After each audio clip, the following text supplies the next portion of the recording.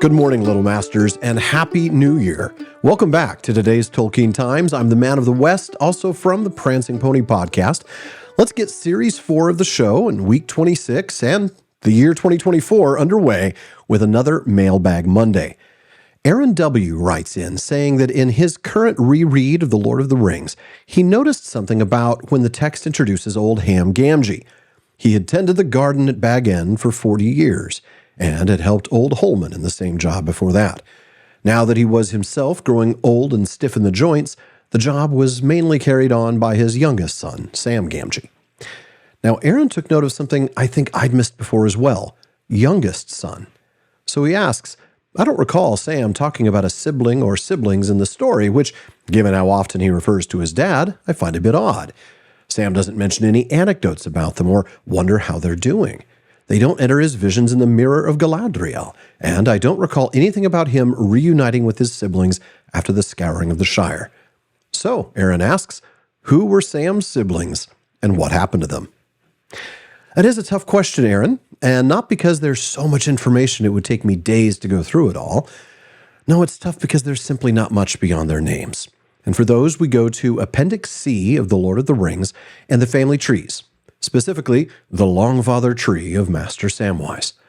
Now, one quick note before we dive into Sam's immediate family.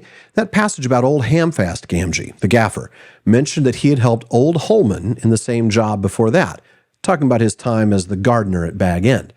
Now, Holman, in this passage, was Holman Greenhand. It's actually Hamfast's cousin on his paternal grandmother's side. Now, from the family tree, we can see that Sam's mother, whom he also doesn't mention in the story, was Belle Goodchild. Now, she and Hamfast had 6 kids, and I'm about to tell you quite literally all we know about them.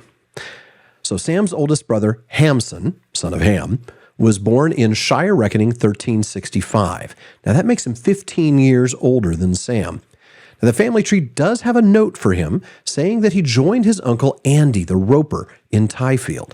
Now, Andy and Tyfield do get a mention from Sam in the story. In The Taming of Smeagol, Sam is disappointed about leaving his beautiful elven rope behind after he used it to get himself and Frodo down from the Emyn Muil. He pulls on it one last time, and it comes loose. Now, Frodo gets a laugh out of it, but Sam is not amused. Sam did not laugh. "I may not be much good at climbing, Mr. Frodo," he said in injured tones, "but I do know something about rope and about knots. It's in the family, as you might say. Why, my granddad, and my Uncle Andy after him that was the gaffer's eldest brother, he had a rope walk over by Tyfield many a year."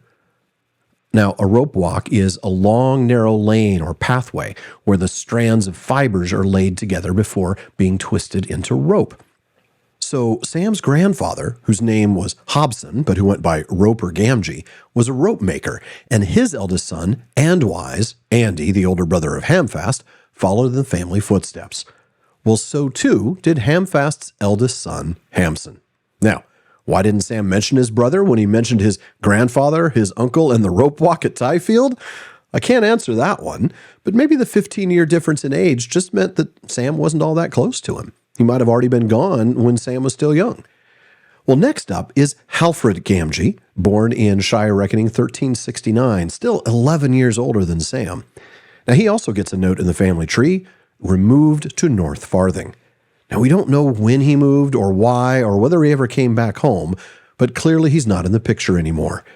Now, maybe the disappearance of these older boys is a writer's tool for explaining why Sam followed in his father's footsteps as the gardener. But there are easier ways, like making Sam the only son or the oldest son. Simply put, Tolkien fleshed out the family tree but didn't give us any more details on the older boys. Now, if you think that's not a lot of information, wait until you hear the total absence of information about the next 2 on the family tree, both miss not appearing in this book, Daisy and May. Now, Daisy was born in Shire Reckoning 1372, 8 years older than Sam, and May was born in Shire Reckoning 1376, just 4 years before Sam. We know nothing more about them. I will add, though, that May can still be a flower name. It could refer to hawthorn blossoms, since they blossom in the month of May. Now, May probably was named for Hamfast's younger sister, that would be Sam's aunt, May. And just throwing it out there, maybe for Tolkien's own Aunt May, Mabel's sister, who was at Mabel's bedside with Father Francis on November 14th, 1904, when she died.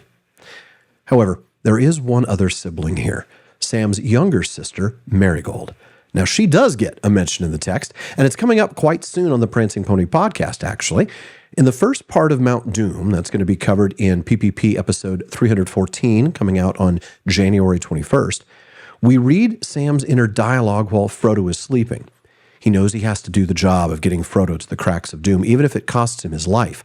But he would dearly like to see Bywater again, and Rosie Cotton, and her brothers, and the Gaffer and Marigold and all. Well, this is the first and only mention of Marigold. And as Aaron observed, Sam doesn't even name any of his other siblings in the text. When we look at the family tree, we see that Marigold ends up marrying Rosie Cotton's older brother, Tom, uniting the Gamgee and Cotton families twice over. Sure makes those family gatherings a bit easier, I imagine. Studying her name, though, proved interesting.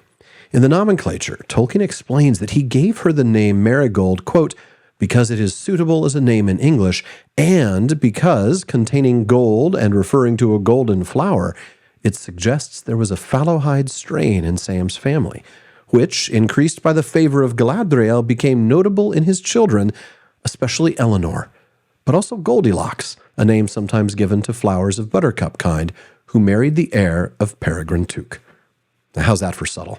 She only shows up once. She gets mentioned and never seen, but Tolkien gave her a name that suggests a fallowhide strain in Sam's family. I love it. Well, folks, that wraps it up for Mailbag Monday. Now, if you have a question that you'd like me to answer, please email it to barliman@theprancingponypodcast.com. Let him know it's for today's Tolkien Times, and I'll get to it as soon as possible, with priority going to supporters of the show on Patreon. Speaking of which, please visit patreon.com/TolkienTimes to find out how you can help the show, get an ad-free feed, listen to an extra episode every week, and a whole lot more. Join me again tomorrow on today's Tolkien Times for Tolkien Tuesday as we learn more about the professor himself. Now, if you're watching this on YouTube, please like, subscribe, turn on notifications, and follow or subscribe on your podcast apps. And follow @Tolkien Times on Instagram, Twitter, and TikTok. Finally, as Faramir says, go with the goodwill of all good men.